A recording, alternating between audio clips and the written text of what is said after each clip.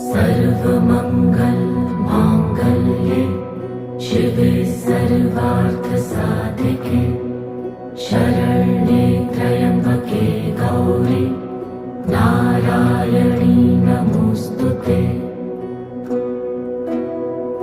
या देवी सर्वभूतेषु विष्णुमायेति शक्तिता नमस्तस्यै नमस्तस्यै नमस्तस्यै नमो नमः।